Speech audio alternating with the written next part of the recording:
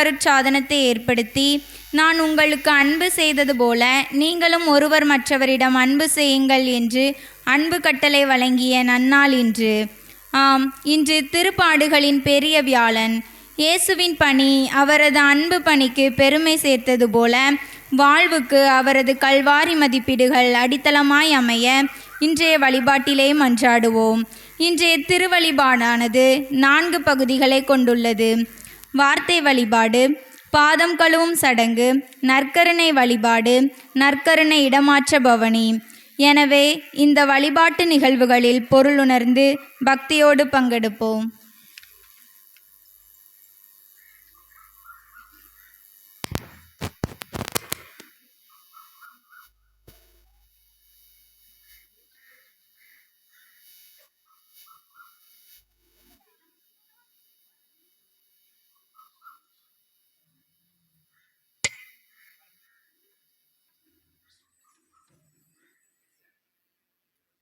Hello.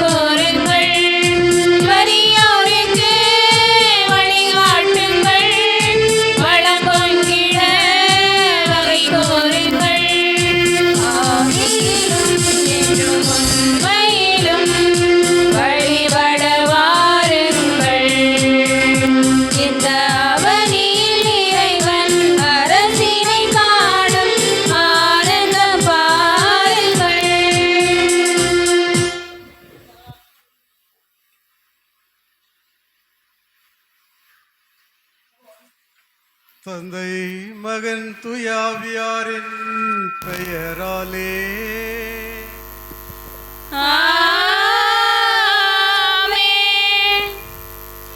நம் ஆண்டவராகிய இயேசு கிறிஸ்துவின் அருளும் கடவுளின் அன்பும் தூயாவியாரின் நட்புறவும் உங்கள் அனைவரோடும் இருப்பதாக.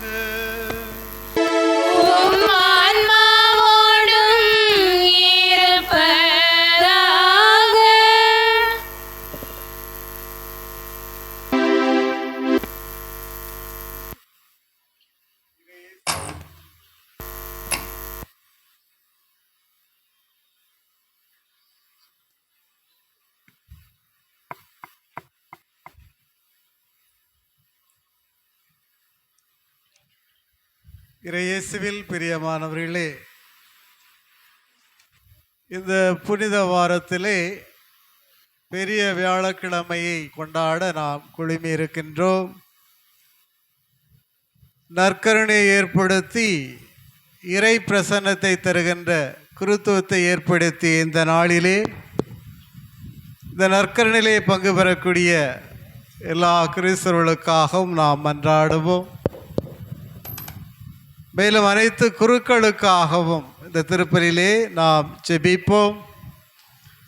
நம்முடைய இல்லங்களிலே ஊர்களிலே இன்னும் தேவ அழைத்தல் பெருகும்படியாக இறைவனுடைய சாட்சிகளாக உலகெங்கும் சென்று நற்செய்தி அறிவிக்க நம்முடைய பிள்ளைகளை கடவுள் தாமே அழைக்கும்படியாகவும் இந்த திருப்பலியிலே நாம் மன்றாடுவோம். மேலும் நம்முடைய கருத்துகளுக்காக, நம்முடைய வேண்டுதல்களுக்காக, தேவைகளுக்காக இந்த திருப்பலியை ஒப்பு கொடுத்து செபிப்போம். மேலும் இந்த நாளிலே ஆண்டவரிலே மரித்து 23ஆம் ஆண்டு நினைவு நாளில் இருக்கின்ற திரு அந்தோணி வியாகப்பனுடைய ஆன்மை இளைப்பாற்றிக்காகவும் திருமதி மேரி பாப்பாவுடைய ஆன்மை இளைப்பாற்றிக்காகவும் இப்பலி ஒப்பு கொடுக்கப்படுகிறது. நாமும் நம்முடைய கருத்துக்கள் அனைத்து நிறைவேற இந்த பலியை ஒப்பு கொடுப்போம். எண்ணிறந்த நன்மைகளை ஆண்டவரிடமிருந்து பெற்றிருக்கிறோம். அதற்கு நன்றியாகவும் இந்த பலியை ஒப்பு கொடுப்போம். தூய மறை நிகழ்வுகளை கொண்டாடும் பொருட்டு நம் பாவங்களை நினைந்து மனம் வருந்துவோம். இரக்கமே உருவான இறைவன் நம் மீது இரக்கம் வைத்து நம்முடைய பாவங்களை எல்லாம் மன்னித்து நம்மை நித்திய வாழ்வுக்கு அழைத்து செல்வார். எல்லா வல்ல இறைவனிடமும் சகோதர சகோதரிகளே உங்களிடமும் நான் பாவி என ஏற்றுக்கொள்கிறேன். ஏனெனில் என் சிந்தனையாலும் சொல்லாலும் செயலாலும் கடமையில் தவறியதாலும் பாவங்கள் பல செய்தேன். என் பாவமே, என் பாவமே, என் பெரும் பாவமே. ஆகையால் எப்போதும் கன்னியான புனித மரியாவையும் வானதூதர் புனிதர் அனைவரையும் சகோதர சகோதரிகளே உங்களையும் நம் இறைவனாகிய ஆண்டவரிடம் எனக்காக வேண்டிக் கொள்ள மன்றாடுகிறேன். எல்லா வல்ல இறைவன் நம் மீது இரக்கம் வைத்து நம்முடைய பாவங்களை எல்லாம் மன்னித்து நம்மை நித்திய வாழ்வுக்கு அழைத்து செல்வாராக. ஆமென்.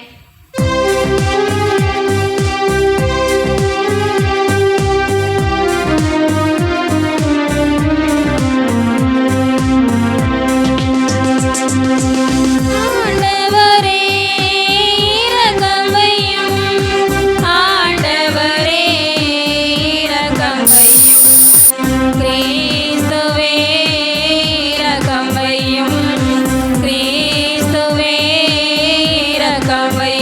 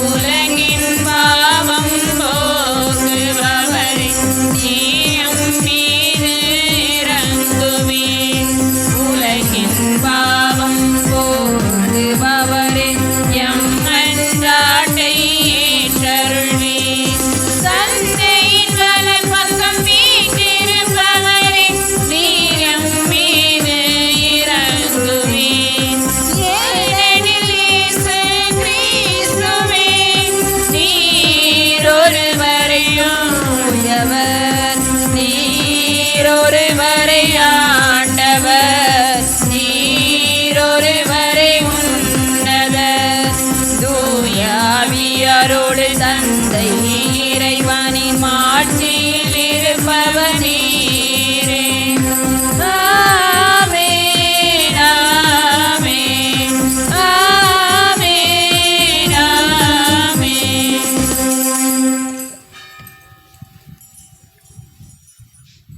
மன்றாடுவோமாக. இறைவா, திருமகன் சாவுக்கு தம்மை கையளிக்கும் வேளையில் நிலைத்து நிற்கும் அன்பின் புதிய பலியையும் திருவிருந்தையும் தமது திரு அவைக்கு அளித்தார். அதனால் இப்புனிதமிக்க திருவுணவிலை அடிக்கடி பங்கு கொள்கிற நாங்கள் இத்துணை மேலான மறை நிகழ்வுகளிலிருந்து அன்பின் முழுமையும் வாழ்வின் நிறைவு பெற்றுக்கொள்ள அருள் புரிவீராக. உம்மோடு என்றும் தூயாவின் ஒன்றிப்பிலை இறைவனாய் என்றென்றும் வாழ்ந்து ஆட்சி செய்கின்ற எங்கள் ஆண்டவராகிய இயேசு கிறிஸ்து வழியாக உம்மை மன்றாடுகின்றோம்.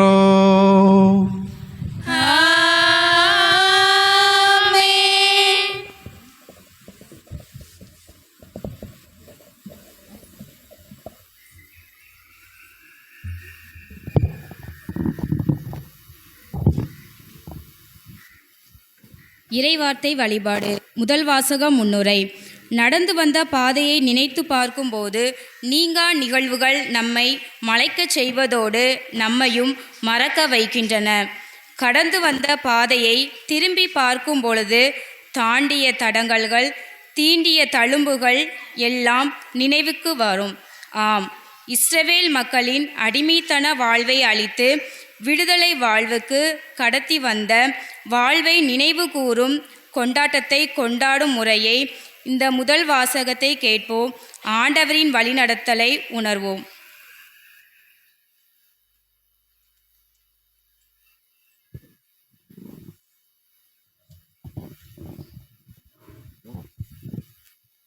முதல் வாசகம். விடுதலை பயணம் நூலிலிருந்து வாசகம். அதிகாரம் 12, இறை வசனங்கள் 1 முதல் 8 மற்றும் 11 முதல் 14 முடிய. பாஸ்கா ராவுணவு பற்றிய விதிமுறைகள். எகிப்து நாட்டில் ஆண்டவர் மோசேக்கும் ஆரோனுக்கும் பின்வருமாறு கூறினார். உங்களுக்கு மாதங்களில் தலையாயது இம்மாதமே, ஆண்டில் உங்களுக்கு முதல் மாதமும் இதுவே. இஸ்ரேல் மக்கள் கூட்டமைப்பு முழுவதற்கும் நீங்கள் அறிவியுங்கள். அவர்கள் இம்மாதம் 10ஆம் நாள் குடும்பத்துக்கு ஓர் ஆடு, வீட்டிற்கு ஓர் ஆடு என்று தேர்ந்தெடுத்து கொள்ளட்டும்.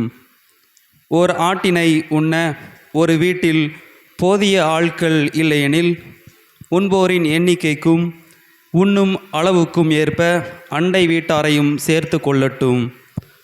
ஆடு குறைபாடற்றதாக கிடாயாக 1 வயது குட்டியாக இருக்க வேண்டும். தேர்ந்தெடுப்பது வெள்ளாடாகவோ செம்மறியாடாகவோ இருக்கலாம்.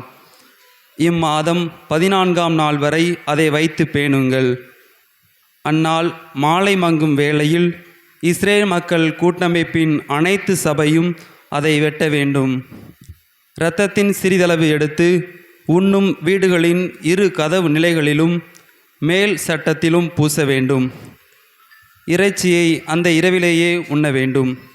நெருப்பில் அதனை வாட்டி புளிப்பற்ற அப்பத்தோடும் கசப்பு கீரையோடும் உண்ண வேண்டும்.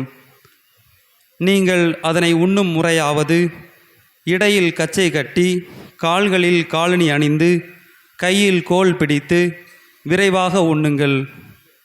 இது ஆண்டவரின் பாஸ்கா. ஏனெனில் நான் இன்றிரவே எகிப்து நாடெங்கும் கடந்து சென்று எகிப்து நாட்டில் மனித தொடங்கி விலங்கு வரை அனைத்து ஆண்பால் தலைப்பிறப்பையும் சாகடிப்பேன்.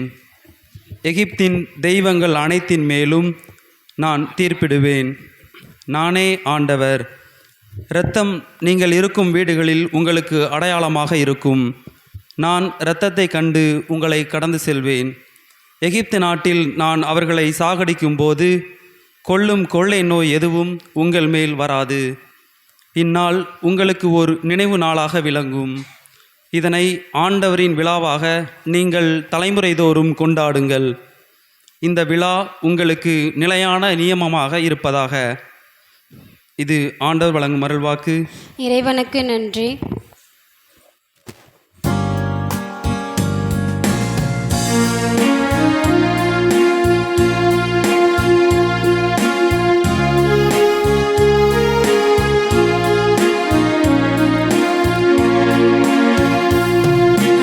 ஆசீர்வதிக்கும் கிண்ணம்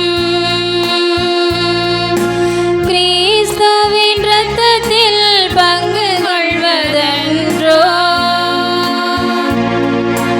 நாம் ஆசீர்வதிக்கும் கிண்ணம் கிறிஸ்துவின் இரத்தத்தில் பங்கு கொள்வதென்றோ. ஆண்டவர் எனக்கு செய்த எல்லா நன்மைகளுக்காகவும் நான் என்ன கைமாறு செய்வேன். மீட்புக்காக நன்றி கூறி கிண்ணத்தை கையில் எடுத்து ஆண்டவருடைய திருப்பெயரை சொல்லி கூப்பிடுவேன். நாம் ஆசீர்வதிக்கும் கிண்ணம் கிறிஸ்துவின் இரத்தத்தில் பங்கு கொள்வதென்றோ. நாம் ஆசீர்வதிக்கும் கிண்ணம் கிறிஸ்துவின் இரத்தத்தில் பங்கு கொள்வதென்றோ. ஆண்டவர் தம் அடியாரின் மரணம் அவருடைய பார்வையில் மிக மதிப்புக்குரியது. ஆண்டவரே, நானும் ஊழியன் உம் அடியேன், உமது அடியாளின் மகன். என் கட்டுக்களை நீர் அவிழ்த்து விட்டீர். நாம் ஆசீர்வதிக்கும் கிண்ணம்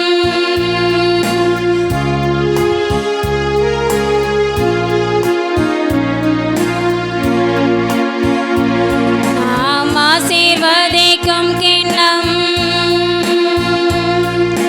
கிறிஸ்துவின் இரத்தத்தில் பங்கு கொள்வதென்றோ.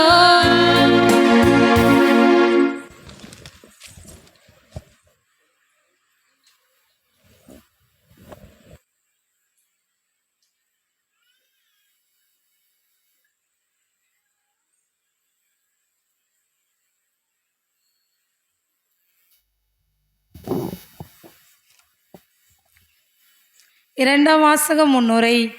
நற்கருணை வழிபாடு நமது உயிரோடும் உதிரத்தோடும் கலந்தது. நமது வாழ்வோடு இரண்டர இணைந்தது. பாரத்தை பாசத்தோடு பகிர்ந்த இயேசு நமது பாவத்திற்காக தன்னையும் பகிர்ந்தவர். இதுவே நற்கருணை. இது தொடக்க கால கிறிஸ்தவர்களின் வாழ்விலும் வழிபாடாக வெளிப்பட்டதை தூய பவுல் எடுத்துரைக்கிறார். நற்கருணை கிறிஸ்துவின் உடல் என்பதை தெளிவுபடுத்தும் இவ்வாசகத்தை கவனமுடன் கேட்போம்.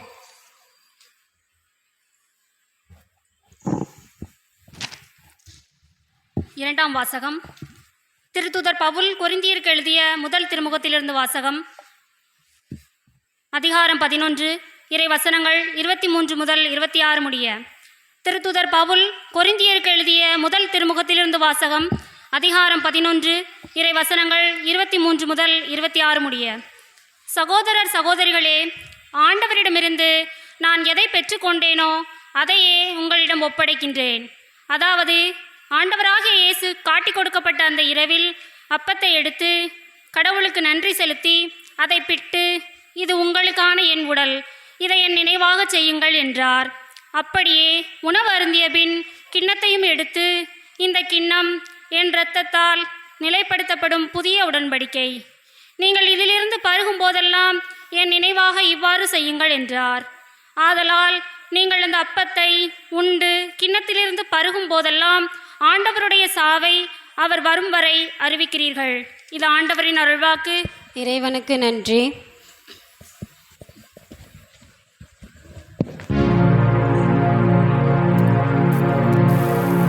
புதியதோர் கட்டளை உங்களுக்கு தருகின்றேன், உங்களுக்கு நான் அன்பு செய்தது போலவே நீங்களும் ஒருவருக்கொருவர்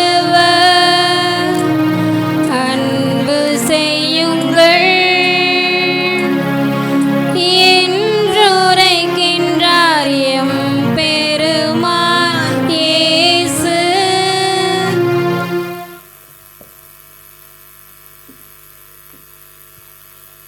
ஆண்டவர் உங்களோடு இருப்பாராக. உம் ஆன்மாவோடும் இருப்பாராக. தூய யோவான் எழுதிய பரிசுத்த நற்செய்தியிலிருந்து வாசகம். ஆண்டவரே மாட்சி உமக்கே. தூய யோவான் எழுதிய நற்செய்தி அதிகாரம் 13, இறை வார்த்தைகள் 1 முதல் 15 முடிய. யோவான் நற்செய்தி அதிகாரம் 13, இறை வார்த்தைகள் 1 முதல் 15 முடிய. பாஸ்கா விழா தொடங்க இருந்தது. தாம் இவ்வுலகை விட்டு தந்தையிடம் செல்வதற்கான நேரம் வந்துவிட்டது என்பதை இயேசு அறிந்திருந்தார். உலகில் வாழ்ந்த தமக்குரியோர் மேல் அன்பு கொண்டிருந்த அவர் அவர்கள் மேல் இறுதி வரையும் அன்பு கூர்ந்தார். இயேசுவை காட்டி கொடுக்கும் எண்ணத்தை அலகை சீமோனின் மகனாகிய யூதாசு இஸ்காரியோத்தின் உள்ளத்தில் எழச் செய்திருந்தது.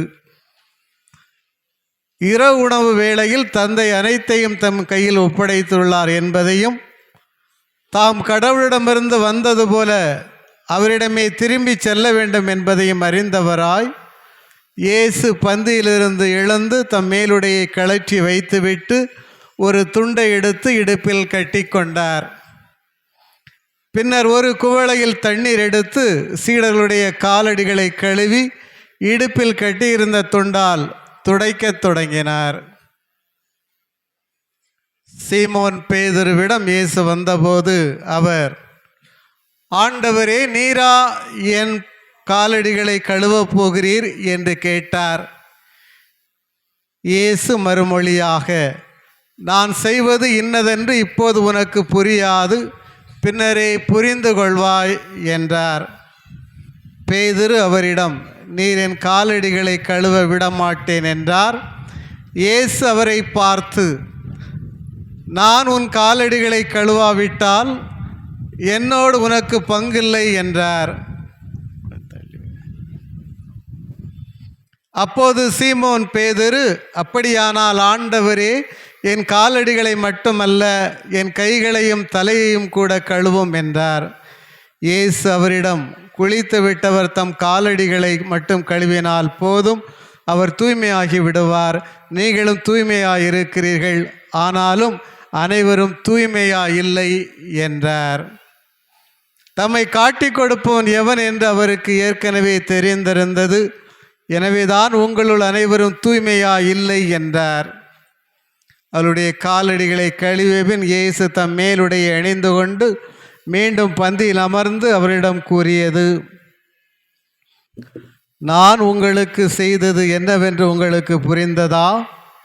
நீங்கள் என்னை போதகர் என்றும் ஆண்டவர் என்றும் அழைக்கிறீர்கள். நீங்கள் அவ்வாறு கூப்பிடுவது முறையே. நான் போதகர்தான், ஆண்டவர்தான். ஆகவே ஆண்டவரும் போதகருமான நான் உங்கள் காலடிகளை கழுவினேன் என்றால் நீங்கள் ஒருவர் மற்றவருடைய காலடிகளை கழுவ கடமைப்பட்டிருக்கிறீர்கள். நான் செய்தது போல நீங்களும் செய்யுமாறு நான் உங்களுக்கு முன் மாதிரி காட்டினேன் என்றார். இது ஆண்டவரின் அருள்வாக்கு. கிறிஸ்துவே உமக்கு புகழ்.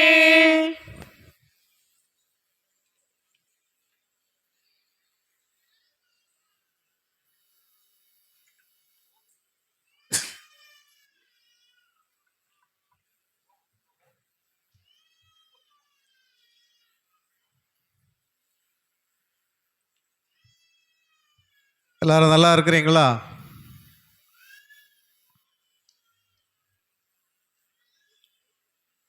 இன்றைக்கு நம்ம என்ன விழா கொண்டாடுகின்றோம்? பெரிய வேளன். பெரிய வேளன்னா என்ன தெரியுமா? இங்கிலீஷில் எப்படி சொல்லுவாங்க பெரிய வேளனை? கேள்விப்பட்டிருக்கிறீங்களா? ஆங்கிலத்தில் எப்படி சொல்லுவாங்க பெரிய வேளனை? சத்தமாக சொல்லுங்க. மாண்டி தர்ஸ்டே இல்லையா? அப்போ மாண்டி அப்படிங்கக்கூடிய அந்த வார்த்தைக்கு என்ன பொருள்னு தெரிஞ்சாலே பெரிய வேலைன்னா என்ன என்பதை நாம் அறிந்து கொள்ளலாம். சரிதானே?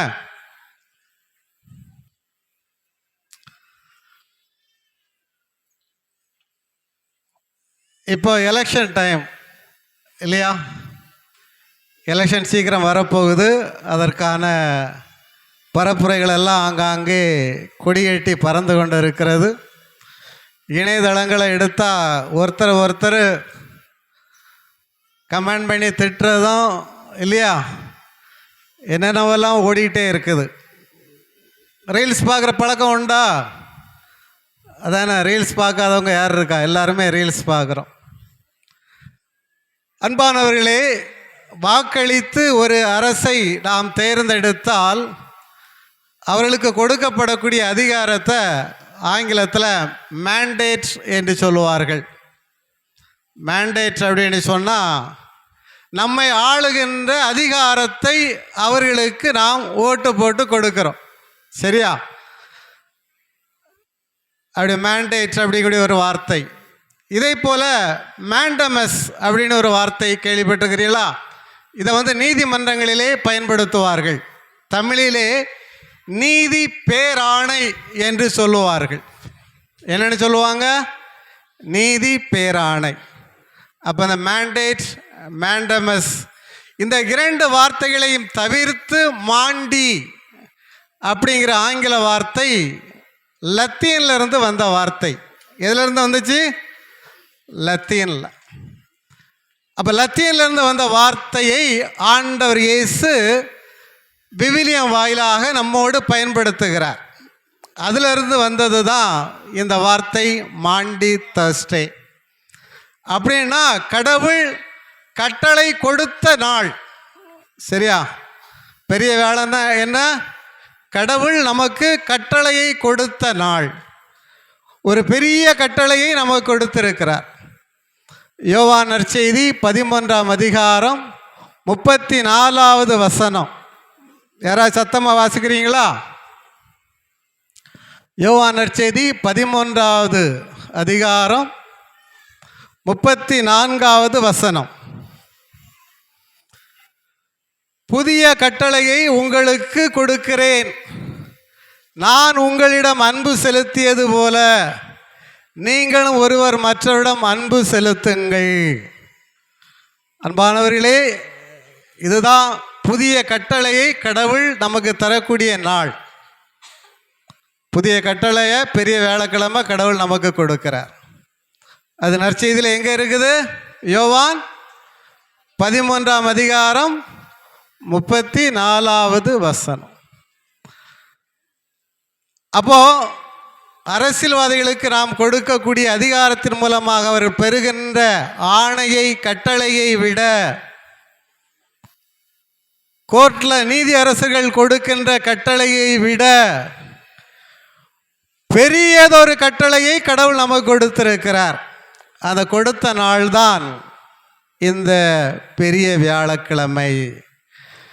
பெரிய வியாழக்கிழமை இந்த கட்டளையை நினைவுபடுத்துகிறது. யாராவது மாண்டி தேர்ஸ்டேனா என்ன, பெரிய வியாழன் என்றால் என்ன என்று கேட்டால் நீங்கள் சொல்ல வேண்டும். என்ன பதில் சொல்லணும்?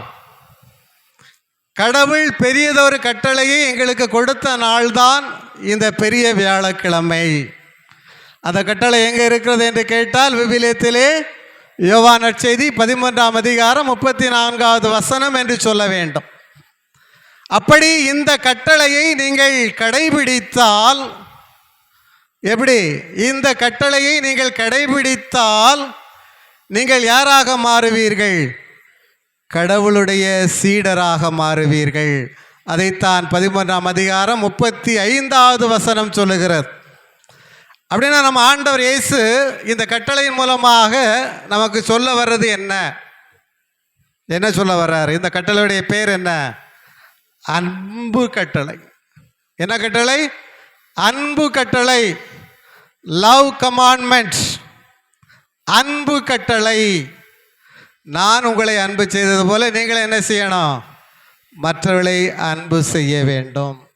இந்த பின்னணியில் தான் இந்த பெரிய வியாழக்கிழமையுடைய திருச்சடங்குகள் எல்லாமே அமைந்திருக்கின்றன.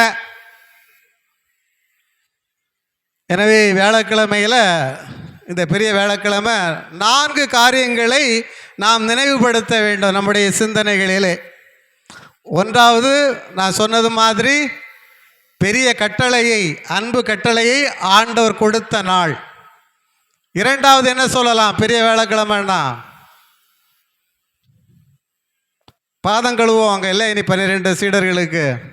அப்போ பாதம் கழுவுகின்ற சடங்கு நடைபெறுகின்ற நாள். வேற என்ன நடக்கும் அன்னைக்கு?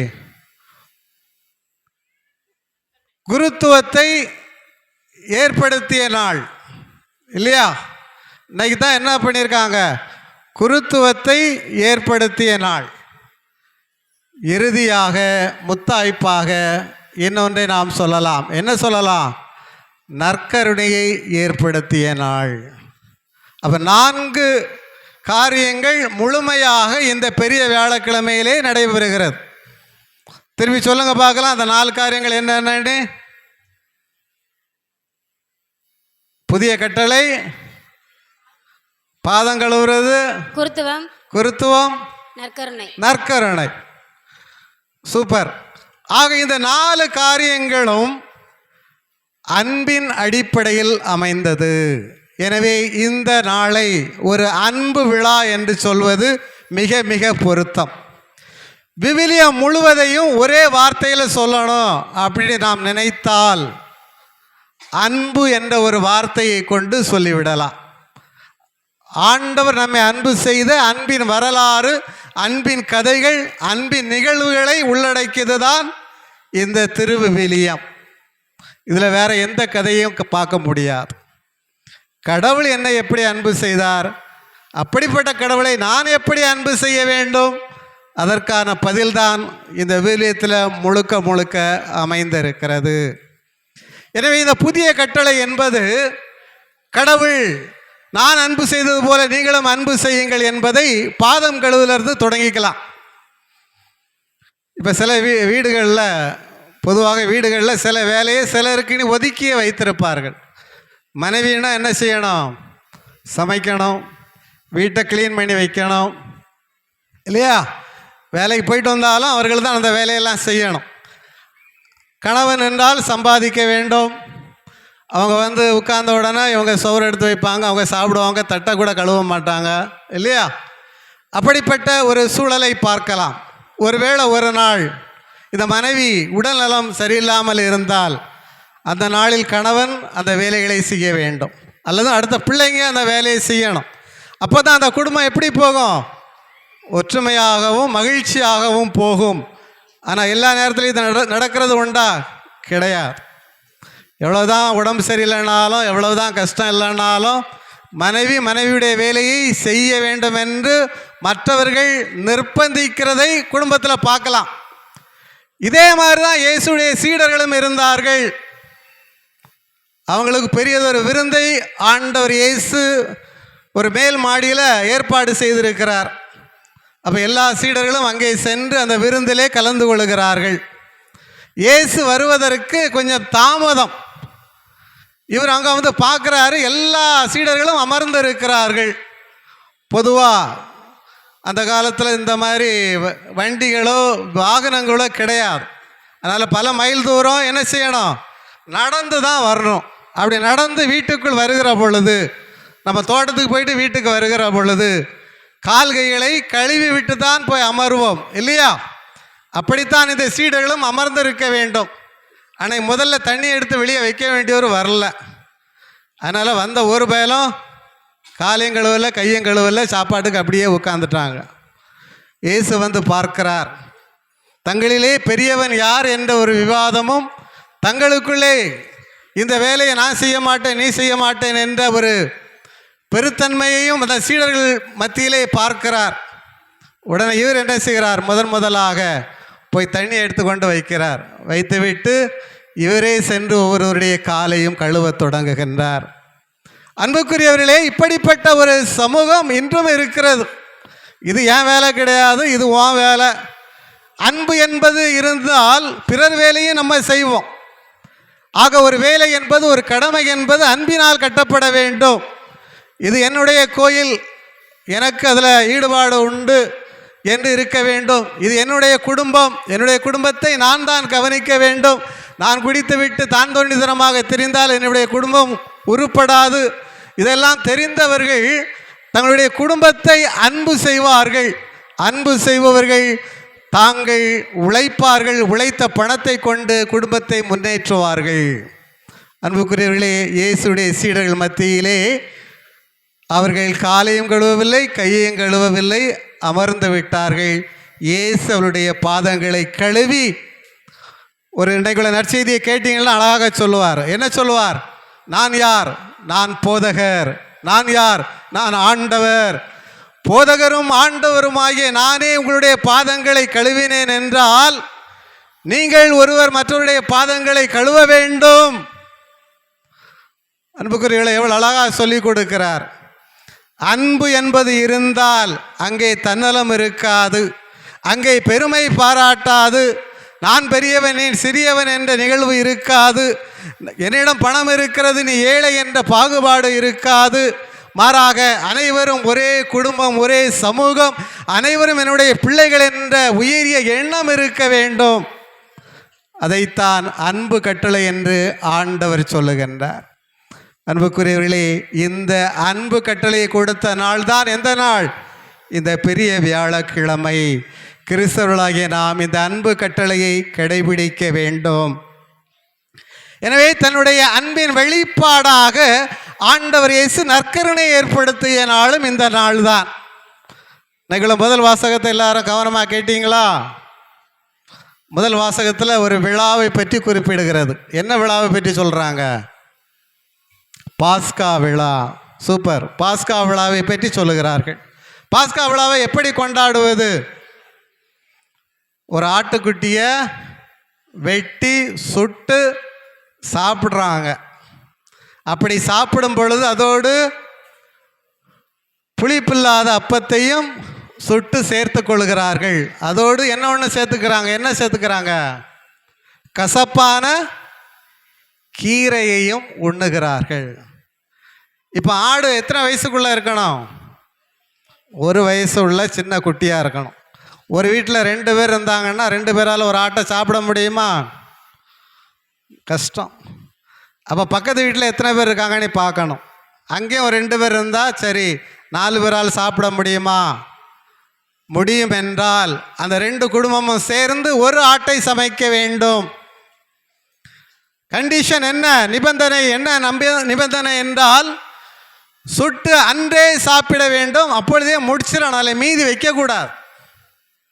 அப்போ ஆட்டை வெட்டுறாங்க. வெட்டினோடனே ரத்தத்தை என்ன செய்கிறாங்க? நம்ம ஒரு மாதிரி விரட்டி சாப்பிட்றாங்களா? இல்லை. இரத்தத்தை கொண்டு வீட்டுடைய 2 வாயில்களில் தெளிக்கிறார்கள். வீட்டின் முன் வாயிலிலும் பின் வாயிலிலும் தெளிக்கிறார்கள். தெளித்துவிட்டு அதை சுட்டு அதோடு அப்பத்தையும் கசப்பான கீரையும் வைத்து உண்ணுகிறார்கள். அன்புக்குரியவர்களே, இது எதுக்காக அவர்கள் அவ்வாறு செய்கிறார்கள் என்றால், இந்த நிகழ்ச்சி முடிந்த உடனேயே அவர்களுடைய பயணமானது ஏற்பாடாகி இருக்கிறது. எங்கே பயணமாகி செல்கிறார்கள்? எகிப்தை விட்டு கானான் தேசத்திற்கு பயணமாக இருக்கிறார்கள். எனவே அதற்கு முன் ஏற்பாடாக இந்த விருந்தை இஸ்ராயல் மக்கள் செய்கிறார்கள். யார் வீட்டில் எல்லாம் இந்த இரத்தம் தெளிக்கப்படுகிறதோ அந்த வீடுகளை தவிர மற்ற வீடுகளில் உள்ள தலைமகன்கள் எல்லாம் கொல்லப்படுகிறார்கள். மற்றவங்க எல்லாம் தலைமகன் வீட்டில் தலைப்பிள்ளை கொல்லப்படுகிறது. அவர்களுக்கெல்லாம் கொள்ளை நோய் கொடுக்கப்படுகிறது. ஆனால் எங்கெல்லாம் இரத்தம் தடவப்பட்டிருந்ததோ அந்த வீடுகளை கடவுள் ஆசீர்வதிக்கிறார். இதுதான் பாஸ்கா விழா. எனவே பயணத்திற்கு ஏற்பாடு செய்கிறார்கள். அந்த பயணத்திற்கான ஒரு புறப்பாடாக இந்த பாஸ்கா விழா அமைந்திருக்கிறது. இதுதான் பழைய பாஸ்கா விழா. புதிய பாஸ்கா என்ன? அந்த ஒரு வயசு ஆட்டுக்குட்டிக்காக ஆண்டவர் இயேசுவே தன்னுடைய உடலை விடுதலைக்காக கொடுக்கிறார். புதிய பயணத்தை தொடங்க வைக்கிறார். அன்புக்குரியவர்களே, இதுதான் புதிய பாஸ்கா. ஒருவர் தன்னுடைய உயிரை கூட கொடுக்க முடியும் என்றால் அதற்கு அடிப்படையாக என்ன இருக்க வேண்டும்? அன்பு இருக்க வேண்டும். காதல் வயப்பட்டு அந்த காதல் கல்யாணம் வரைக்கும் அன்பு செய்கிறேன் என்று ஒருவர் விரட்டி கொண்டே செல்வார்கள். நிறைய பேசுவாங்க, வாழ்வாங்க. ஆனால் திருமணத்திற்கு பிறகு அந்த அன்பை நம்மால் பார்க்க முடியாது. அதெல்லாம் கவர்ச்சி காதல். இன்னைக்கு 6ஆம் கிளாஸ் பிள்ளை 7ஆம் கிளாஸ் பிள்ளையே யாரையோ கல்யாணம் பண்ணி லவ் பண்ணி போகக்கூடிய ஒரு வயது வித்தியாசம் கூட இல்லாத கண்மூடித்தனமான காதல். இந்த ரீல்ஸை பார்த்து அப்படிப்பட்ட ஒரு சமூகத்தில் நாம் வாழ்ந்து கொண்டு இருக்கிறோம். அவையெல்லாம் அன்பினால் கட்டப்படவில்லை, மாறாக வெறும் கவர்ச்சிகளினால் கட்டப்பட்டு இருக்கிறது. எனவே அப்படிப்பட்ட உறவுகள் நிலைப்பதில்லை. எனவே தான் அன்புக்குரியவர்களே, ஆண்டவர் இயேசு அன்பு என்ற கட்டளையை கொடுத்தார்.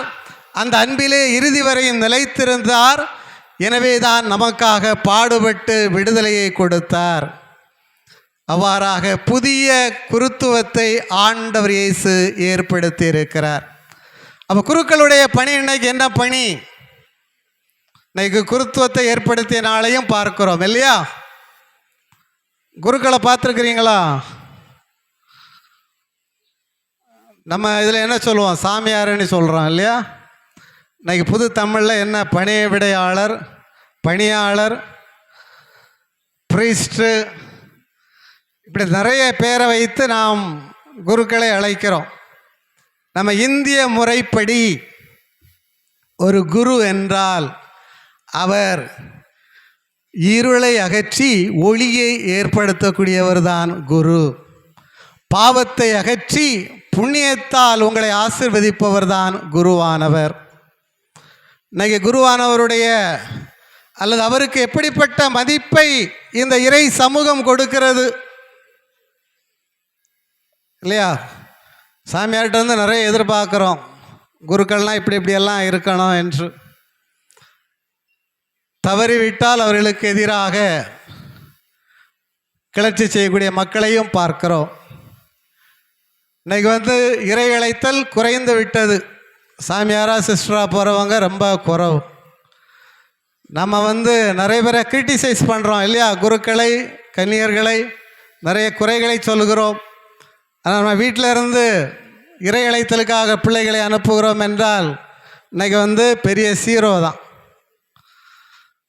2 பிள்ளைகளை அனுப்பி பார்த்தா தான் தெரியும் குறைகளை சொல்வதற்கு முன்னால்.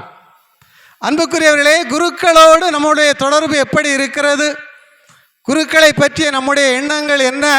குருத்துவத்தை ஏற்படுத்தி இந்த நாளிலே நாம் சிந்திக்க கடமைப்பட்டு இருக்கிறோம். இந்த குருத்துவத்திற்காக நம்முடைய பிள்ளைகளை அனுப்புவது என்பது நம்முடைய கடமையாக இருக்கிறது.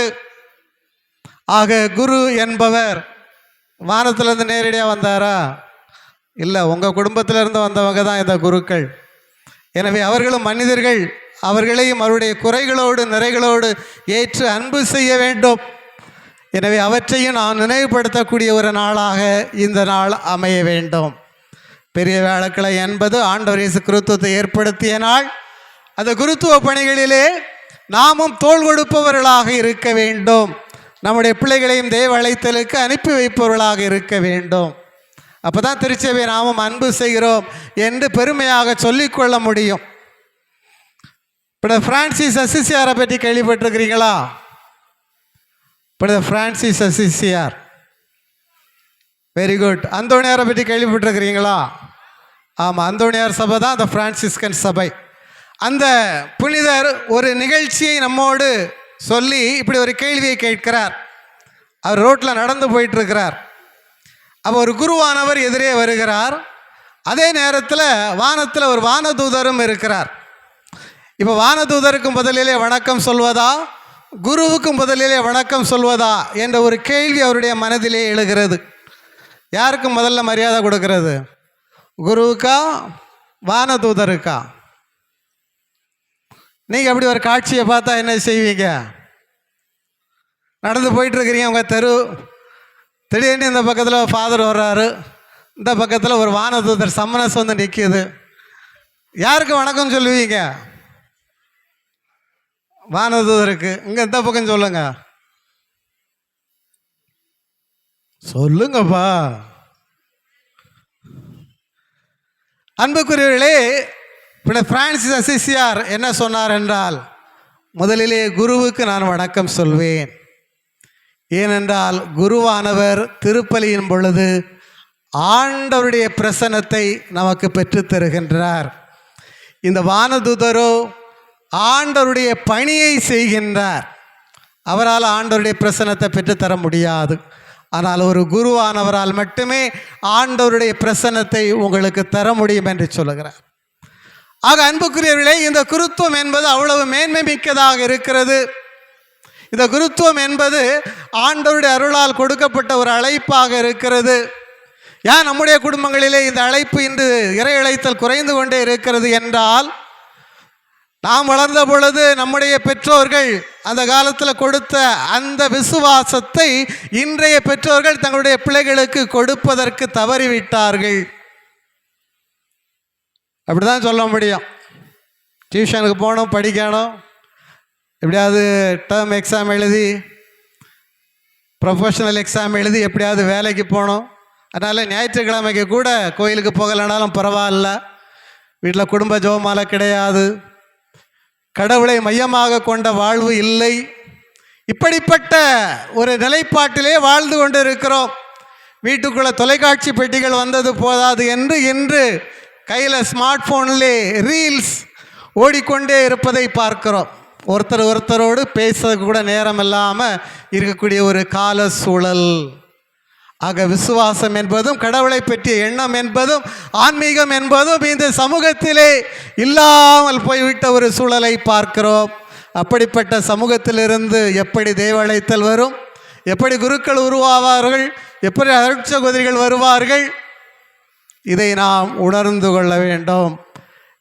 எனவே தூய அசிசியார் அழகாக சொன்னார், நான் வானதூதரை அல்ல, மாறாக குருவையே முதலிலே வணக்கம் செய்ய வேண்டும் என்று சொல்லுகிறார். அன்புக்குரியவர்களே, இந்த புனித வியாழன், பெரிய வியாழன், நான் மீண்டும் சொல்வது, இந்த புதிய கட்டளை, ஒருவர் ஒருவரை அன்பு செய்யுங்கள். நான் அன்பு செய்ததைப் போல ஒரு குரு, ஒரு அருட்சகோதரி இந்த சமூகத்தை, இந்த திருச்சபையை அன்பு செய்வதால் தான் அவர்கள் ஒரு குருவாகவோ அருட்சகோதரியாகவோ இருக்கிறார்கள். ஆக அனைத்திற்கும் அடிப்படை இந்த அன்பு என்பதை நாம் உணர்ந்து கொள்ள வேண்டும். பிறருக்காக வாழ்கிற பொழுதுதான் இறைவன் நம்மை இன்னும் மிகுதியாக ஆசீர்வதிக்கிறார்.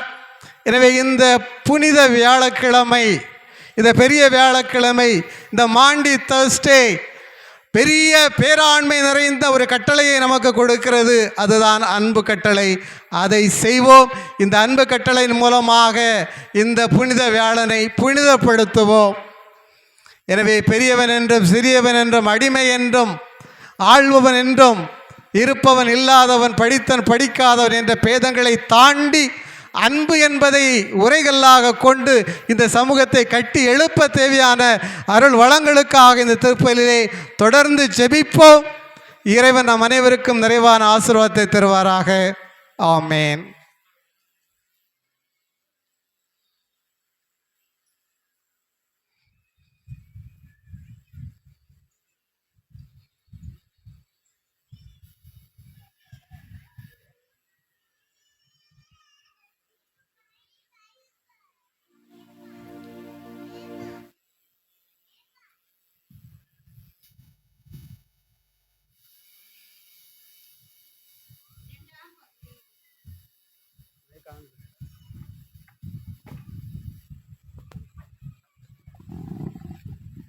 இரண்டாம் பகுதி, காலடிகளை கழுவும் கனிவான நிகழ்வு. காயம்பெற்ற பெற்றோருக்கே கட்டுப்போடுவதற்கு கணக்கு பார்க்கின்றது உலகம். அப்படிப்பட்ட அடிபட்ட மனிதர்களை பார்த்தால் அருவருப்பாக உள்ளது என்று ஒதுங்கி போகிறார்கள் மனிதர்கள். படுக்கையில் கிடந்து புண்கள் வந்துவிட்டால் பக்கத்தில் கூட போகாத உறவுகள் பெருகிவிட்டன. வீட்டுக்குள்ளே இருக்கும் மனிதர்களுக்கு நாற்றமடிக்கும் என்று தனியாக பெற்றோரை கூட ஒதுக்கி போட்டுவிட்டு ஒத்திகை பார்க்கிறார்கள். நலம் தந்த நண்பனுக்கு நடக்க முடியாமல் ஆகிவிட்டால் நலம் பெற்றவனின் நட்பு கூட இல்லாமல் போய்விடுகிறது. பணம் கிடைக்கும் என்றால் காலில் விழுவது வேறு சிலர் சவுட்டு மெத்தையாகவே மாறிவிடுகிறார்கள். சிலர் கூலிக்கு விலை போகும் கோமாளியாக மாறுகிறார்கள். இவர்கள் காசுக்கு விலை போகும் ஏமாளிகள். ஆனால் பணத்திற்கோ பதவிக்கோ ஆசைப்படாமல் சீடர்களின் பாதங்களை கழுவி முத்தமிடுகிறார் இயேசு. பணிவாழ்வுக்கு பணிவு முக்கியம் என்பதை பண்பாட்டோடு சொல்லிக் கொடுத்து செயலில் காட்டுகிறார் இயேசு. அதிகாரம் அதிரடி நடவடிக்கை எடுப்பதற்காக அல்ல, அமைதியாக அர்ப்பண பணி செய்வதற்கே என்ற உயர்ந்த எண்ணங்களோடு இந்த திருநிகழ்வில் பங்கேற்போம்.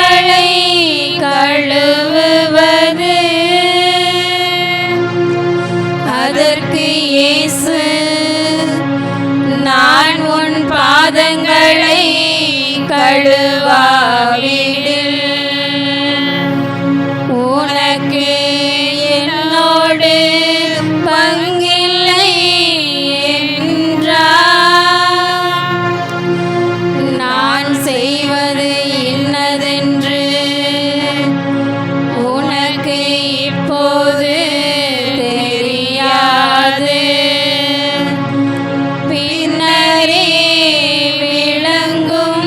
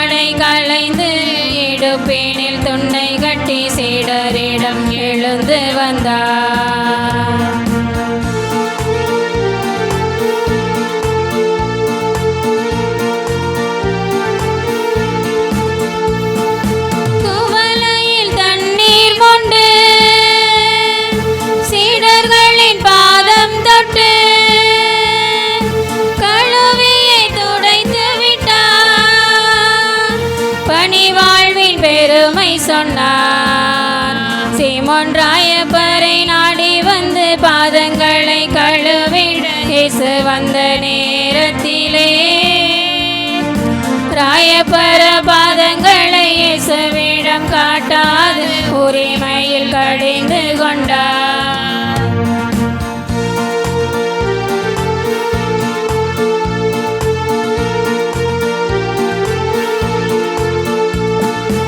என்னுடைய பாதங்களை என் ஆண்டவர் கழுவுவதா ஒருபோதும் அனுமதியே, ஒரு காலம் சம்மதியே. நான் செய்வது என்னதென்று இப்போது புரியாது, பின்னரே புரிந்து கொள்வாய். உன் பாதம் கழுவிட அனுமதியாவிடில் என்னோடு பங்கில்லை.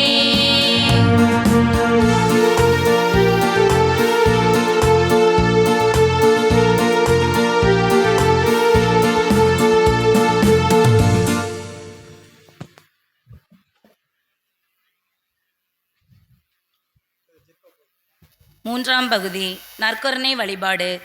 வாழ்ந்தோம் என்பதற்கான முத்திரை பதிக்காதவர்களின் வாழ்வு இறந்தவுடனே முற்று பெறுகிறது, முடிவடைகிறது. வாழ்ந்ததற்கான அடையாளம் இல்லையெனில் முகவரி கூட அழிந்து விடுகிறது. வாழ்ந்த தடமோ தடயங்களோ இல்லாதவர்கள் மக்களால் மறக்கப்படுகிறார்கள். நல்லவற்றை செய்ய தவறியவர்கள் தவறி போன பிறகு மறைக்கப்பட்டிருக்கிறார்கள். ஆனால் யாருமே இந்த உலகத்தில் விட்டு செல்லாத நீங்கா நினைவை விட்டு சென்றவர் இறைமகன் இயேசு. இறை பிரசன்னத்தை நாம் எப்போதுமே அனுபவிக்க உணவாக உறவாக தன்னையே விட்டு சென்றவர் அவர். நற்கருணை வடிவில் அழியா முத்திரையாக அடிப்படை நம்பிக்கையின் ஊற்றாக உச்சமாக நமக்கு தன்னை தந்தவர் இயேசு. இந்த நற்கருணை கொண்டாட்டம் நம்மை எப்போதுமே நல்லவர்களாக மாற்றும் என்ற உணர்வோடும் உறவோடும் பங்கெடுப்போம்.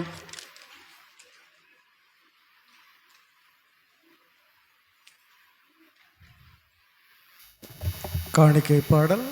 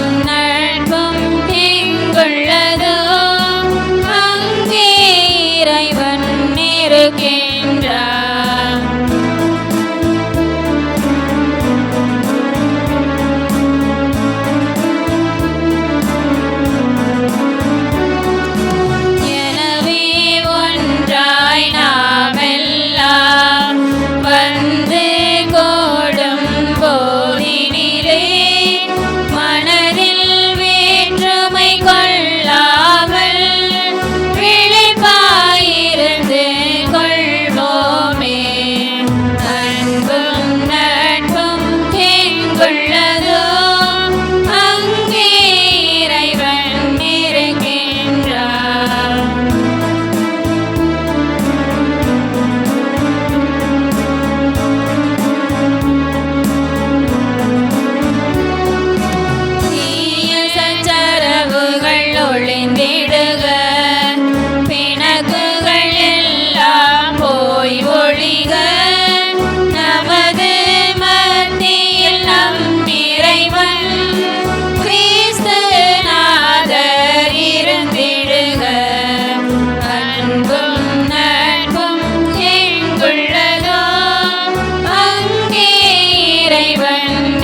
இருக்கின்றார்.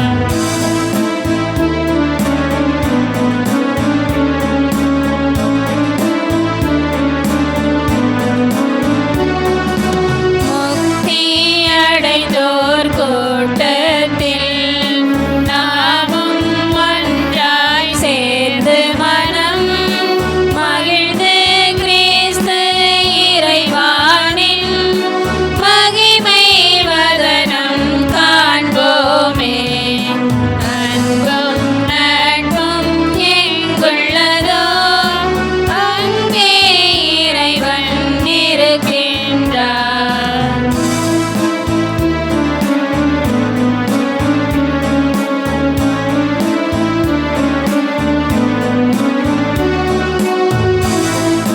நன்று நம்மையெல்லாம் ஒன்றாய் கூட்டி சேர்த்ததுவே அவரில் கழித்திடுவோம் யாம் அவரில் மகிழ்ச்சி கொள்வோமே. அன்பும் நட்பும் எங்குள்ளதோ அங்கே இறைவன் இருக்கின்றார்.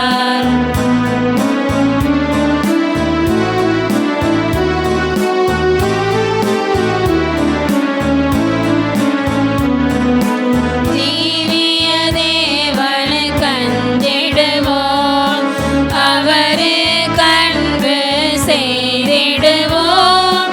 நேரிய உள்ளத்துடனேயாம் ஒருவரை ஒருவர் நேசிப்போம். அன்பும் நட்பும் எங்குள்ளதோ அங்கே இறைவன் இருக்கின்றார்.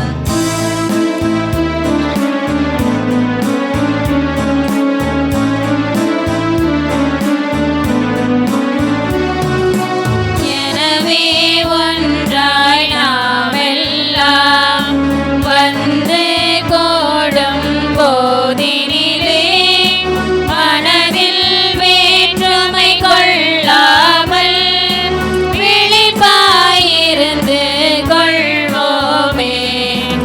அன்பும் நட்பும் எங்குள்ளதோ அங்கே இறைவன் இருக்கின்றார்.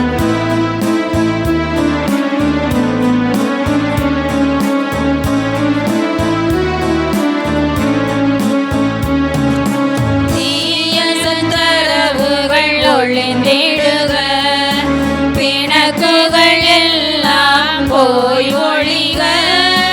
நமது மத்தியில் நம் இறைவன் கிறிஸ்து நாதர் இருந்திடுக. அன்பும் நட்பும் எங்குள்ளதோ அங்கே இறைவன் இருக்கின்றார்.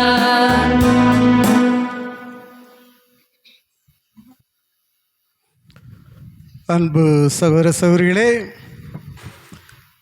நீங்களும் நானும் சேர்ந்து ஒப்புக் கொடுக்கும் இந்த திருப்பலி தந்தையாம் இறைவனுக்கு ஏற்றதாகும்படி மன்றாடுவோம். ஆண்டவர் தமது பெயரின் புகழ்ச்சிக்காகவும் மாட்சிக்காகவும் நமது நன்மைக்காகவும் புனித திரு அவை அனைத்தின் நலனுக்காகவும் உமது கையில் இருந்து இப்பலியை ஏற்றுக்கொள்வாராக. ஆண்டவரே, எப்பொழுதெல்லாம் இப்பலி கொண்டாடப்படுகின்றதோ அப்பொழுதெல்லாம் எங்கள் மீட்பின் செயல் நிறைவேற்றப்படுகின்றது.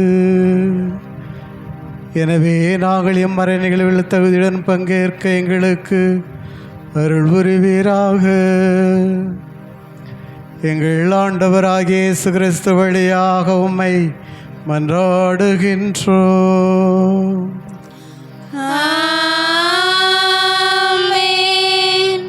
ஆண்டவர் உங்களோடு இருப்பாராக.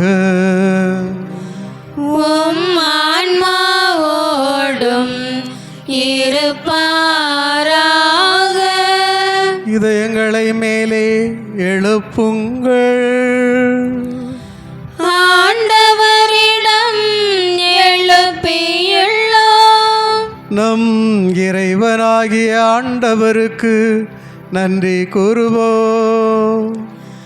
அதுவே தகுதியும் நீதியும் ஆனதே. ஆண்டவரே, தூயவரான தந்தையே, என்றும் உள்ள இயலாவல இறைவா,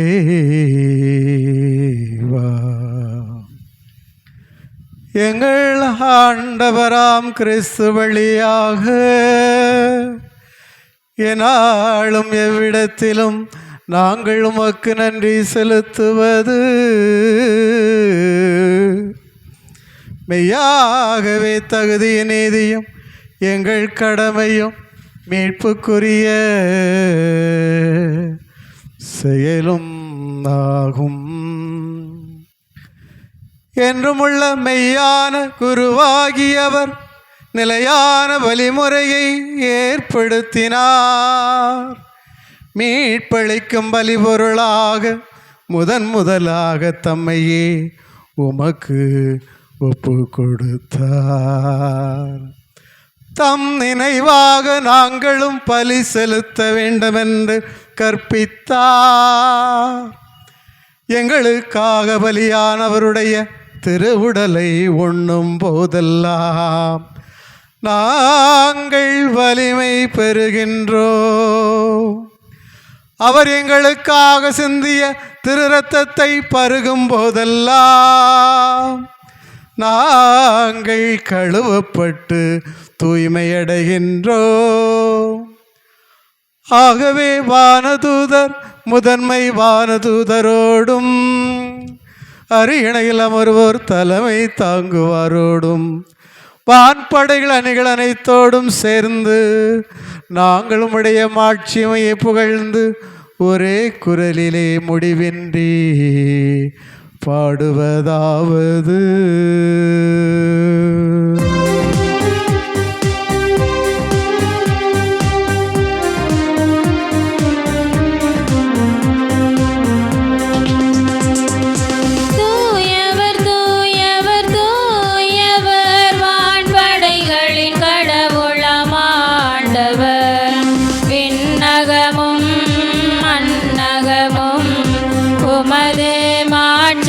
நிறைந்துள்ளன.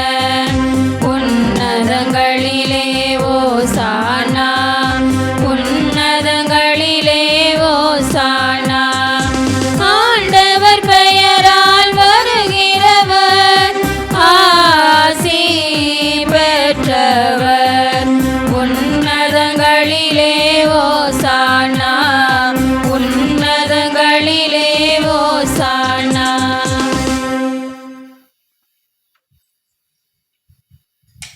கனிவுமிக்க தந்தையே, இந்த கொடைகளையும் எங்கள் காணிக்கைகளையும் புனித மாசற்ற பலிபொருளாக நீர் ஏற்று ஆசி வழங்கிடவும் திருமகனும் எங்கள் ஆண்டவரும் ஆகிய இயேசு கிறிஸ்து வழியாக உம்மை இறைஞ்சி மன்றாடுகின்றோ.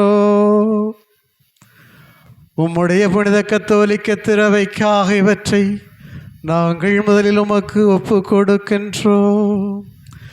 உலகெங்கும் அதற்கு அமைதி, பாதுகாப்பு, ஒற்றுமை அளித்ததனை வழிநடத்தும் உம்மடியாராகிய எங்கள் திருத்தந்தை லியோவுக்காகவும் எங்களாயர் பதிலாளுக்காகவும் திருத்தூதர் வழிவருகின்ற உண்மையான கத்தோலிக்க நம்பிக்கையை கடைபிடிப்போர் அனைவருக்காகவும் இக்காணிக்கைகளை ஒப்பு கொடுக்கின்றோம். இறைவா, இங்கே கூடியிருக்கின்ற அனைவரையும் நினைவு கூறும். இவர்கள் உம்மீது கொண்டிருக்கிற நம்பிக்கை இறை பற்றி நீர் அறிகிறீர். இவர்களுக்காக நாங்கள் இவற்றையெல்லாம் ஒப்பு கொடுக்கின்றோம்.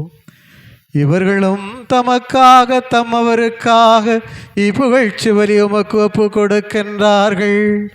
தங்களுடைய ஆன்மாக்களின் மீட்புக்காகவும் தாங்கள் எதிர்நோக்கி இருக்கும் நல்வாழ்வுக்காகவும் பாதுகாப்புக்காகவும் என்றும் வாழ்வோரான உயிருள்ளவருமான உண்மை உள்ளவருமான கடவுளாகிய இவர்கள் அனைவருக்கும் பொருத்தனைகளை செலுத்துகின்றார்கள்.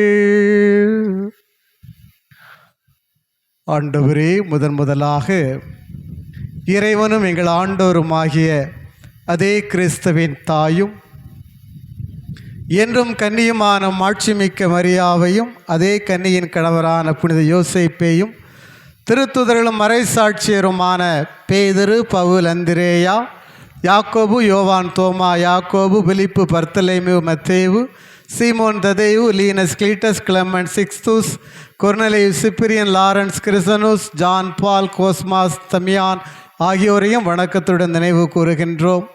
இவருடைய பேறு பலன்களாலும் வேண்டுதல்களாலும் நாங்கள் யாவற்றிலும் உமக்கு உதவி பெற்று காக்கும்படியாக அருள் புரியும்.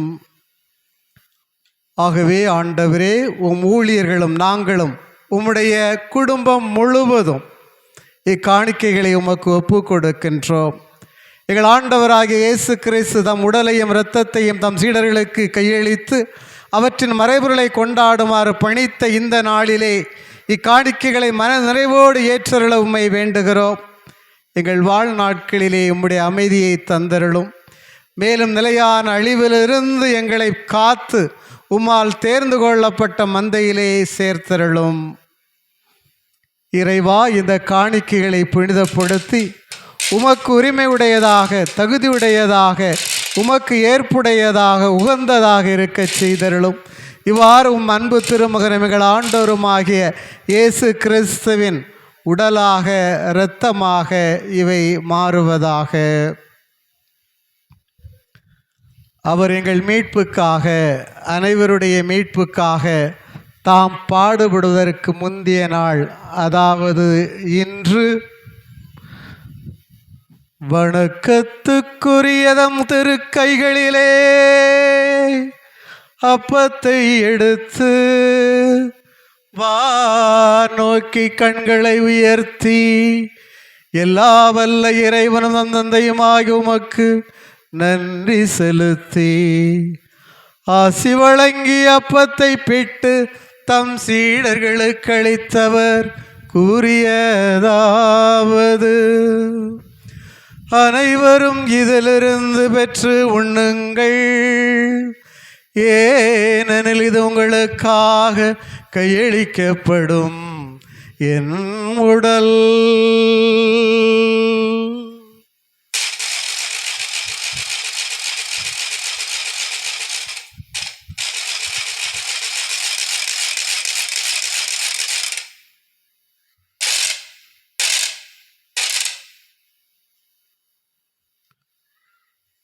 அவ்வண்ணமே இரவு விருந்தை அருந்திய பின்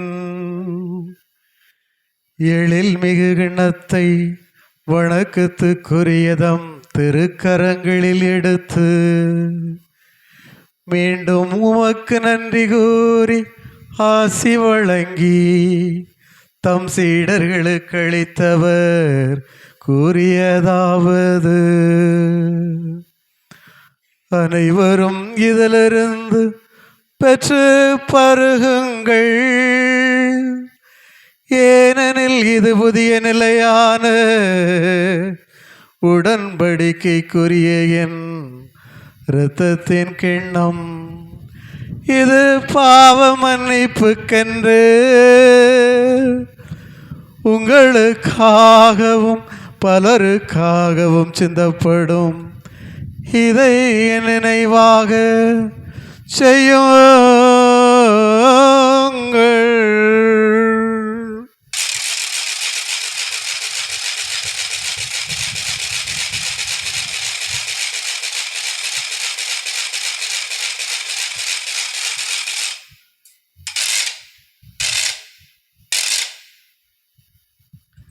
நம்பிக்கையின் மறைபொருள். ஆண்டவரே, நீர் வருமளவும் உமது இறப்பினை அறிக்கையிடுகின்றோம், உமது உயிர்ப்பினையும் எடுத்துரைக்கின்றோம். ஆகவே ஆண்டவரே, உம் திருமகனும் எங்கள் ஆண்டவருமாகிய கிறிஸ்துவின் புனிதமிக்க பாடுகளை, இறந்தோரிடமிருந்து அவர் உயிர் தெழுந்ததை, அவரது மாட்சிக்கு உயிர் தெழுந்ததை, விண்ணேற்றத்தை உம் ஊழியர்களும் புனித மக்களும் ஆகிய நாங்கள் நினைவு கூறுகின்றோம். நீர் எங்களுக்கு வழங்கியுள்ள கொடைகளிலிருந்து நிலைவாழ்வு தரும் புனித அப்பத்தையும் முடிவில்லா மீட்பளிக்கும் திரு கிண்ணத்தையும் தூய புனித மாசற்ற பலிபொருளாக மாண்புக்குரிய உமக்கு நாங்கள் ஒப்பு கொடுக்கின்றோம். இவற்றை இரக்கத்தோடு கனிவோடு கண்ணோக்கும் நீதிமான்களாகிய ஊழியன் ஆபேலுடைய காணிக்கைகளை, எங்கள் நம்பிக்கையின் தந்தை ஆபிரகாமுடைய பலிகளை, உம்முடைய தலைமை குரு மெல்கிசேதேக்கு உமக்கு அளித்த காணிக்கைகளை நீர் உளம் கனிந்து ஏற்றுக்கொண்டது போல இவற்றையும் புனித பலியாக மாசற்ற பலிபொருளாக ஏற்றுக்கொள்ளும். எல்லா வல்ல இறைவா, உம்முடைய வானதூதர்கள் தம் திருக்கரங்களால் இந்த பலிபொருள்களை எல்லாம் மாண்புக்குரிய உம்முடைய விண்ணக திருப்பீடத்துக்கு எடுத்து செல்ல வேண்டும் என்று உம்மை பணிந்து வேண்டுகின்றோம். இத்திருப்பீடத்திலிருந்து உம்முடைய திருமகனின் புனிதமிக்க உடலையும் இரத்தத்தையும் பெறுகின்ற நாங்கள் அனைவரும் எல்லா விண்ணக ஆசியையும் அருளையும் நிறைவாக பொழிந்தருளச் செய்தருளும். ஆண்டவரே, நம்பிக்கையின் அடையாளத்தோடு எங்களுக்கு முன் சென்று அமைதியில் துயில் கொள்ளக்கூடிய ஒவ்வொரு அடியார்களையும் நினைவு கூறும். ஆண்டவரே, இவர்களும் கிறிஸ்துவிலே இளைப்பாறும் அனைவருக்கும் ஆறுதலும் ஒளியும் அமைதியும் நிறைந்த இடத்தை ஈந்திட வேண்டும் என்று உம்மை இறைஞ்சி மன்றாடுகின்றோம். பாவிகளாகிய உம் அடியார்கள் நாங்களும் உம்முடைய பேரிரக்கத்தை எதிர்நோக்கி இருக்கிறோம். உம்முடைய திருத்துதர்களும் மறைசாட்சியருமான திருமுழுக்கு யோவான், சோவான், மத்தியா, பர்னபா, இஞ்ஞாசியர், Alexander, Marcellinus, Peter, Felicity, Perpetua, Agatha, Lucy, Agnes, Cecilia, Anastasia ஆகியோரோடும் புனிதர் அனைவரோடும் எங்களுக்கு பங்குதாரும். எங்கள் தகுதியை முன்னிட்டு அல்ல, மாறாக உமது மிகுதியான மன்னிப்பால் அப்புனிதர்களோடு நாங்களும் தோழமை கொள்ள எங்கள் ஆண்டவராகிய கிறிஸ்து வழியாக உம்மை மன்றாடுகிறோம். இவர் வழியாகவே ஆண்டவரே, நீர் இவற்றையெல்லாம் எப்போது நல்லவையாக்கி புனிதப்படுத்தி உய்வித்து ஆசியளித்து எங்களுக்கு வழங்குகின்றீர்.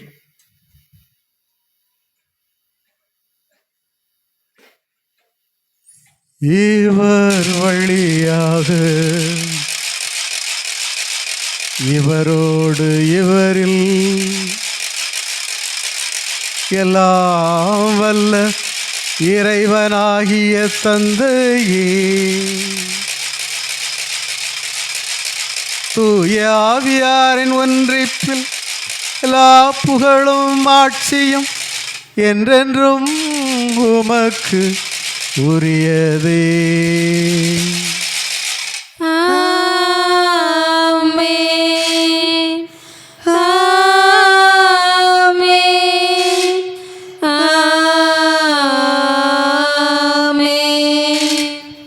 மீட்பரின் கட்டளைகளால் கற்பிக்கப்பட்டு இறைபடிப்பினைகளால் பயிற்சி பெற்ற நாம் துணிந்து பாடுவோம்.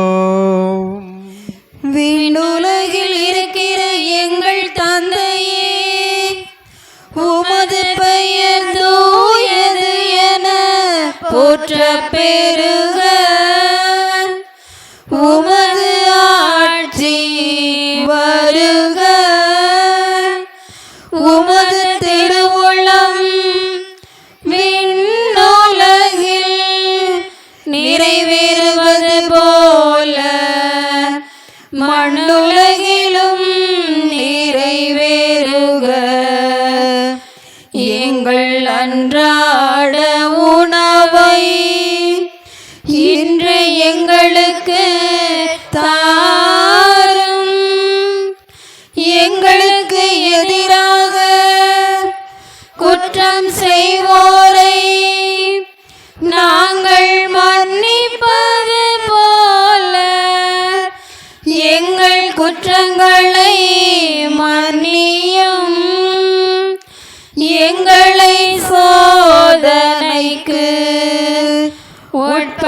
தாதையும் தீமையிலிருந்து எங்களை விடுவித்தருளும். ஆண்டவரே, தீமை அனைத்திலிருந்தும் எங்களை விடுவித்து எங்கள் வாழ்நாளில் அமைதியை கனிவுடன் அருள உம்மை மன்றாடுகின்றோம். உமது இரக்கத்தின் உதவியால் நாங்கள் பாவத்திலிருந்து எப்போதும் விடுதலை பெற்று யாதொரு கலக்கும் இன்றி நலமாயிருப்போமாக. நாங்கள் எதிர்நோக்கி இருக்கும் பேரின்பத்துக்காகவும் மீட்பராகிய இயேசு கிறிஸ்துவின் வருகைக்காகவும் காத்திருக்கின்றோம். ஏனெனில் ஆட்சியும் வல்லமையும் மாட்சியும் என்றென்றும் உமதே. ஆண்டவரே இயேசு கிறிஸ்துவே, அமைதியை உங்களுக்கு விட்டு செல்கிறேன், என் அமைதி உங்களுக்கு அளிக்கிறேன் என்று உம்முடைய திருத்தூதர்களுக்கு மொழிந்தீரே. எங்கள் பாவங்களை பாராமல் உமது திறவை நம்பிக்கையை கண்ணோக்கி உம்முடைய திருவுளத்துக்கு ஏற்பதற்கு அமைதி ஒற்றுமையும் அளித்தருள்வீராக. என்றென்றும் வாழ்ந்து ஆட்சி செய்கின்றவர் நீரே.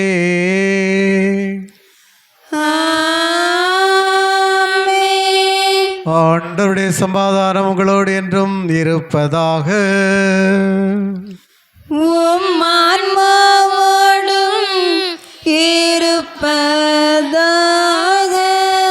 ஒருவருக்கொருவர் அமைதியை பகிர்ந்து கொள்வோம்.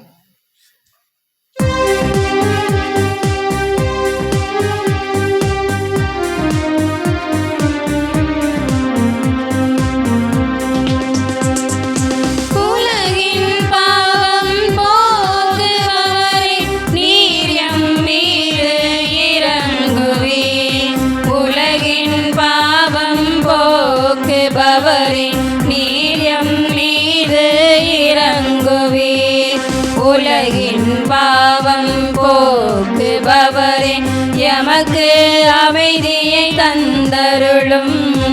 எமக்கு அமைதியை தந்தருளும்.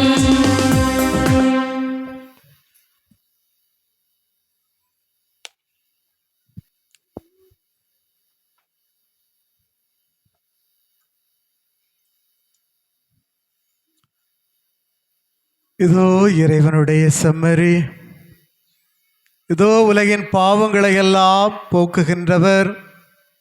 இந்த செம்மறின் விருந்துக்கு அழைக்க பெற்ற நாம் அனைவரும் பேறு பெற்றோர்.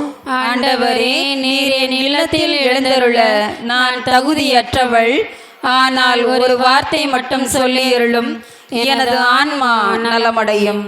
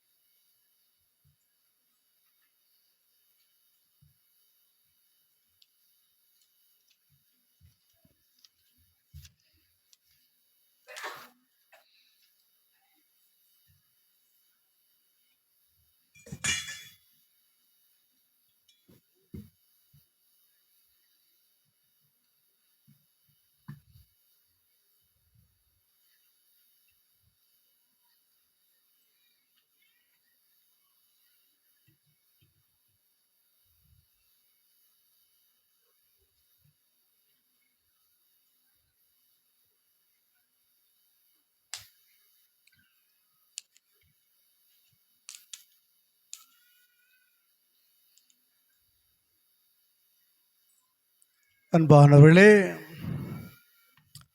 அப்பத்தை ரசத்தில் தோய்த்து கொடுப்பதால் வரிசையாக வந்து பெற்று செல்ல அன்போடு கேட்டுக்கொள்கின்றோம்.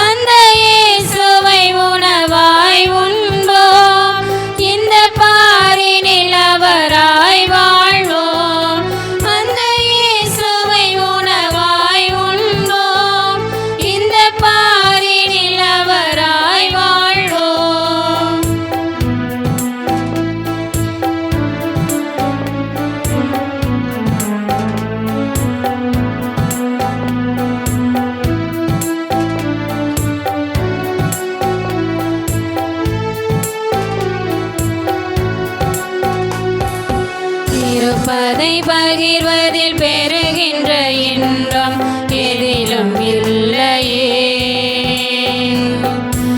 இழப்பதை வாழ்வன ஏற்றிடும் லட்சியம் இறுதியில் வெல்லுமே.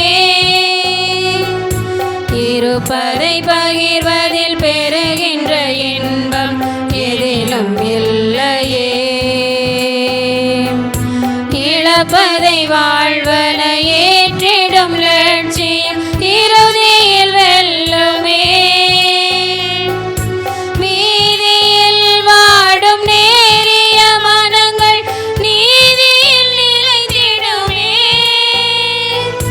மீதியில் வாடும் நேரிய மனங்கள் நீதியில் நிலைத்திடுமே. நம்மை இழப்போம் பின்பு உயிர்ப்போம், நம்மை இழப்போம் பின்பு உயிர்ப்போம். நாளைய உலகின் விடியலாகவே ஒவ்வொரு பகிர்வும் புனித வியாழனாம், ஒவ்வொரு பலியும் புனித வெள்ளியாம், ஒவ்வொரு பலியும் உயிர்ப்பின் ஞாயிறாம். ஒவ்வொரு மனிதரும் இன்னொரு இயேசுவாம். அந்த இயேசுவை உணவாய் உண்போம், இந்த பாரினில் அவராய் வாழ்வோம். அந்த இயேசுவை உணவாய் உண்போம், இந்த பாரினில் அவராய் வாழ்வோம்.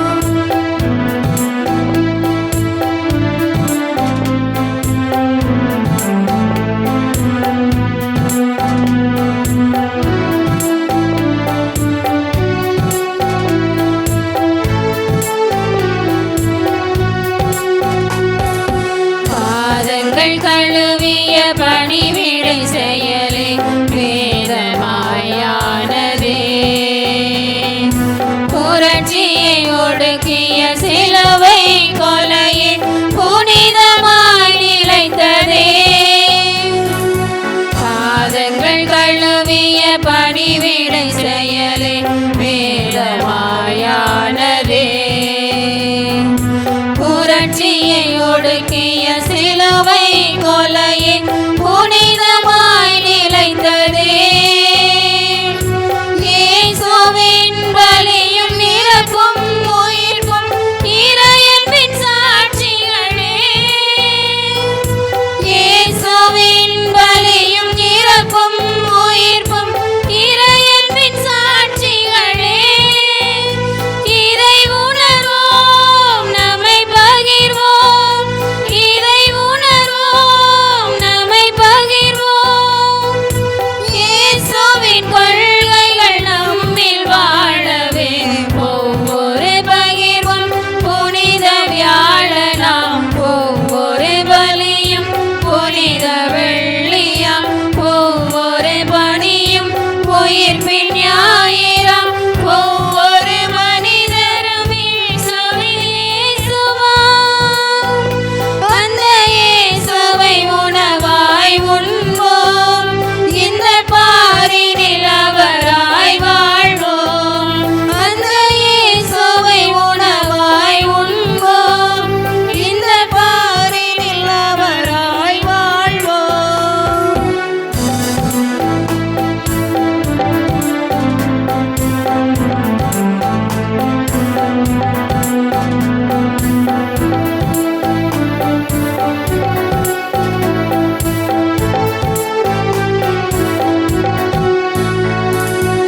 இருப்பதை பகிர்வதில் பெறுகின்ற இன்பம் எதிலும் இல்லையே. இழப்பதை வாழ்வன ஏற்றிடும் லட்சியம் இறுதியில் வெல்லுமே.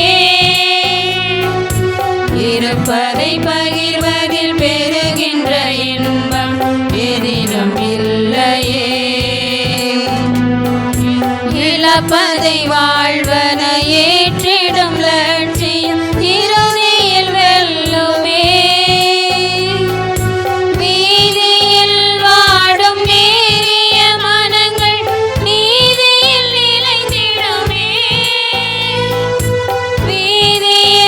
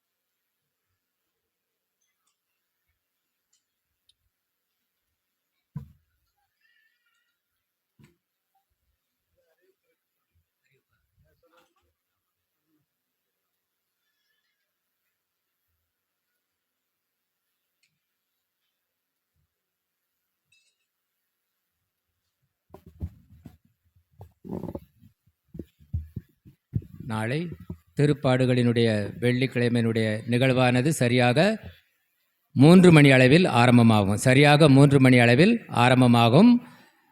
அந்த நிகழ்வினுடைய இறுதி பகுதியாக சிலுவை பாதையானது வெளியில் வைத்து நடைபெறும். மற்ற நிகழ்வுகள் எல்லாம் ஆலயத்திற்கு உள்ளே நடைபெறும். ஆகையால் மணிகள் ஒலிக்கப்பட மாட்டாது. ஆகையால் நேரத்தை அனுசரித்து சரியாக 3 மணி அளவில் நடைபெறுகின்ற அந்த திருப்பாடுகளின் அந்த வெள்ளிக்கிழமை நிகழ்விலே அனைவரும் சரியான நேரத்தில் கலந்து கொள்ள உங்களை அன்போடு கேட்டுக்கொள்கிறோம்.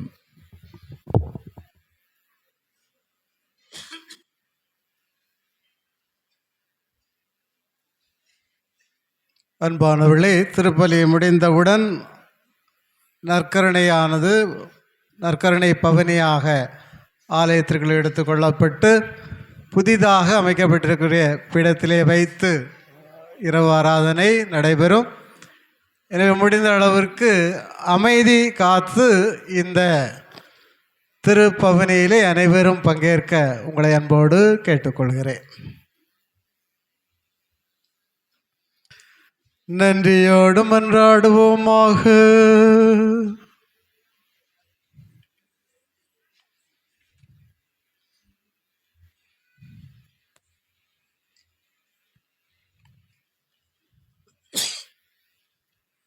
இயலாவல்ல இறைவா, எங்களுக்கு அருள் புரிவீராக.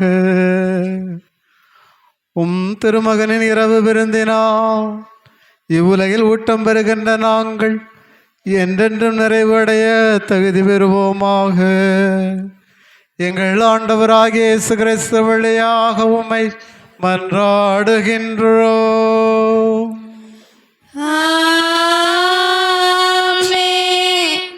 ஆண்டவர் உங்களோடு இருப்பாராக. ஆன்மாவோடும் இருப்பாராக. எல்லாம் வல்ல இறைவன் தந்தை, மகன், தூயாவியானவர் நம் அனைவரையும் நிறைவாக ஆசீர்வதிப்பாராக.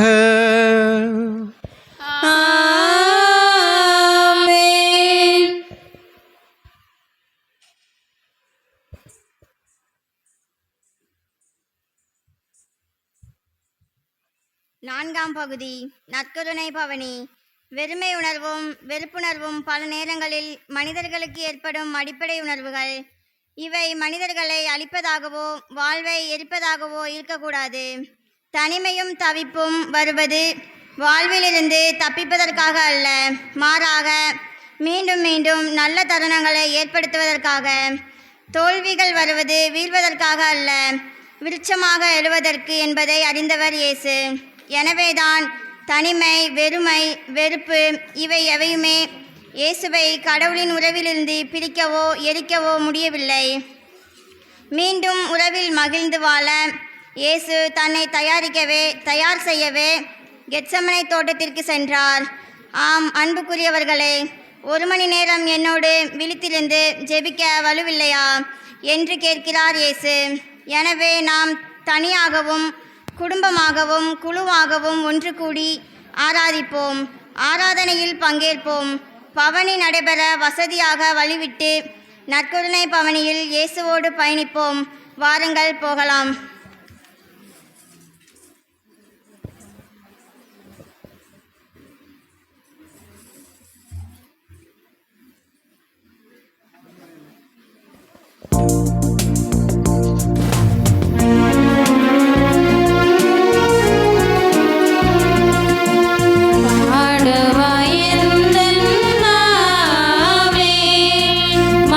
மிக்க உடலின் ரகசியத்தை பாரின் அரசர் சீரோயத்த கயிற்றோதித்த கனியவர்தம் பூதல்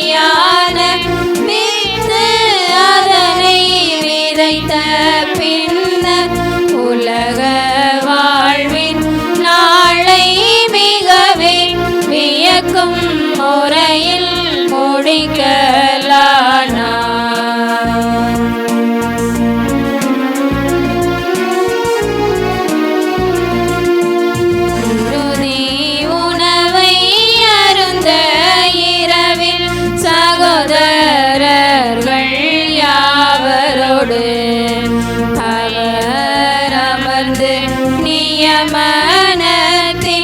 உணவை உண்டு நியமனங்கள் அனைத்தும் நிறைவு பெற்ற பின்னர் 12 சீடருக்கு தம்மை தாமே திவ்ய உணவாய் தம் கையாலே அருளினாரே.